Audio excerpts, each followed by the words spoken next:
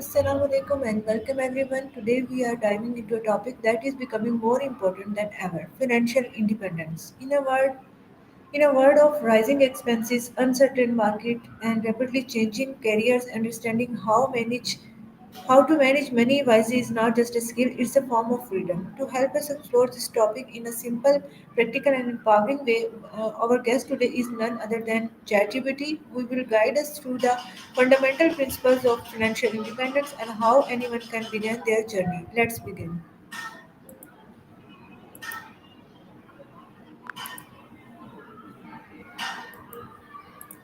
Hello, ChatGPT. What exactly does financial independence mean in simple terms? Absolutely. In simple terms, financial independence means having enough income or assets to cover your living expenses without needing to work for a paycheck.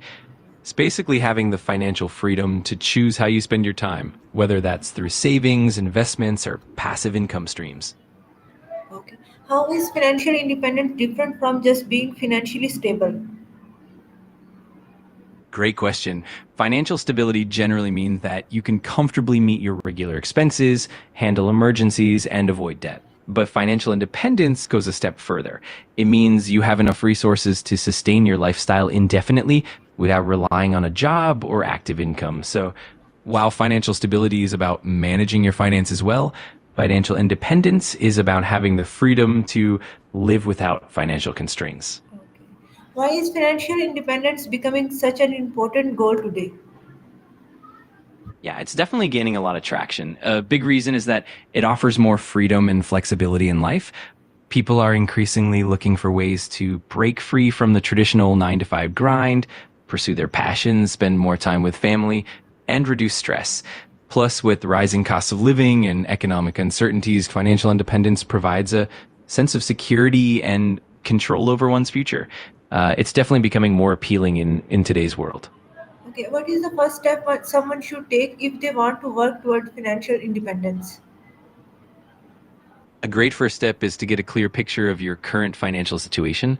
That means tracking your income, expenses, debts, and savings. Once you have that clarity, you can set specific financial goals like paying off high interest debt or building an emergency fund. And from there, you can gradually work on increasing your income and investing wisely. All about building that solid foundation first. How important is budgeting in this journey? Budgeting is absolutely crucial. It helps you understand where your money's going, identify areas where you can save, and prioritize your spending. By having a budget, you can better control your expenses, free up more money to save or invest, and ultimately speed up your path to financial independence. It also helps you stay accountable and make informed. What does paying yourself first mean and why is it effective? Paying yourself first basically means prioritizing savings and investments before you cover your other expenses. So as soon as you receive your income, you set aside a portion for savings, investments, or retirement before spending on anything else. This approach helps ensure that you consistently build wealth over time and avoid the trap of spending everything first and then trying to save what's left. It's definitely a key habit for building long-term financial independence. Okay. How can someone identify and eliminate silent money leaks in their expenses? That's a great point. Silent money leaks are those small, often unnoticed expenses that add up over time. To identify them, it helps to track your spending meticulously, maybe using an app or a spreadsheet, and review your bank statements regularly. Look out for recurring subscriptions you no longer use, small fees, or impulse purchases.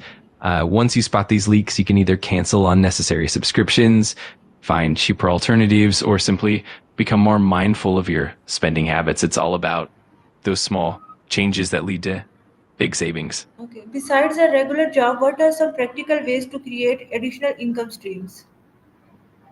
There are plenty of ways to create extra income streams. For instance, you could explore freelancing in your area of expertise, like design, writing, or programming. You could also look into investing, whether it's stocks, real estate, or even peer to peer lending.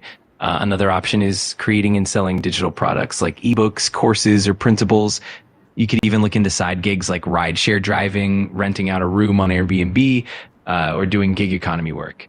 It really depends on your interests and skills, but the possibilities are pretty vast.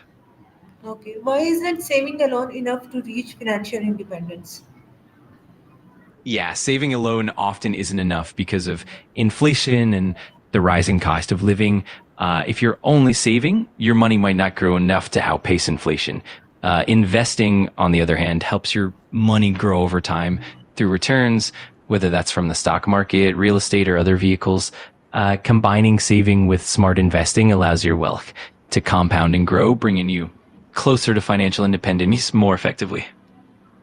What is compound interest and why is it called the eighth wonder of the world?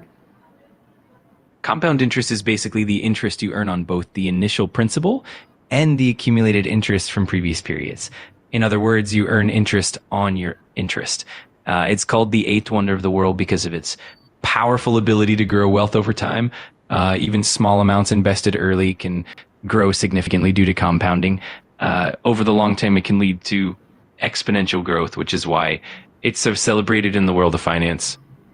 Okay, which low risk investment options are suitable for someone just starting out?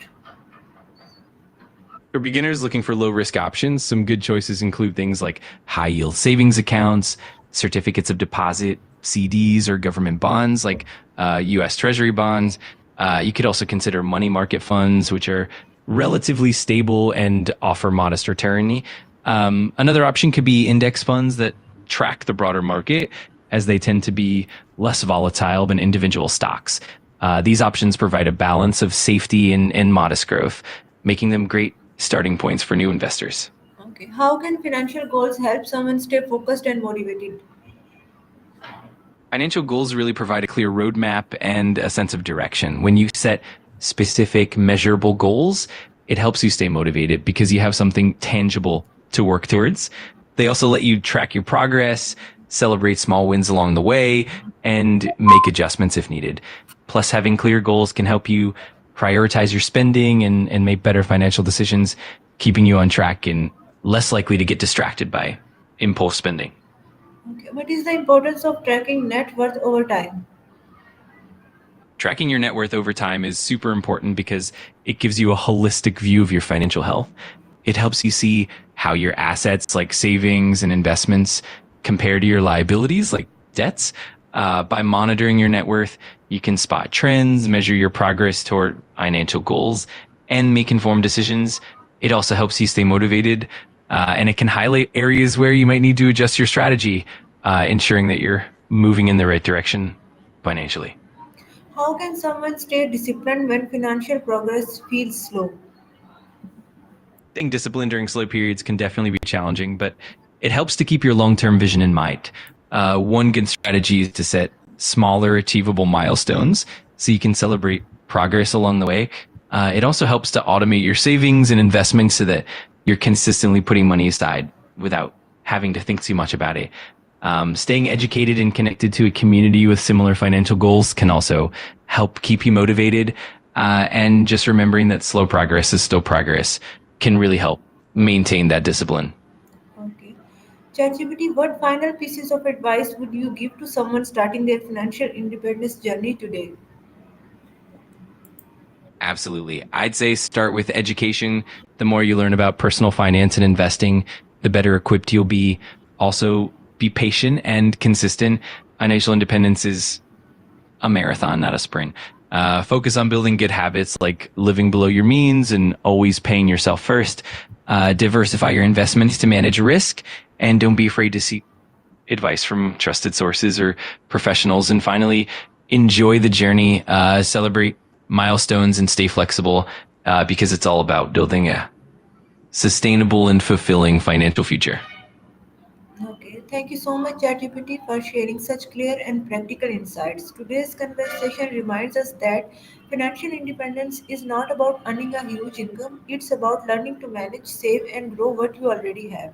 When we take responsibility for our financial decisions, build healthy money habits, and think long term, financial independence becomes achievable for anyone, no matter where they are starting from. To all our viewers, remember start small, stay consistent, and your future self will thank you. This is Urooj Aslam signing off. Take care, stay wise, and Allah Hafiz. That was wonderfully put. Thank you so much for the kind words, and I'm really glad I could help. Wishing you all the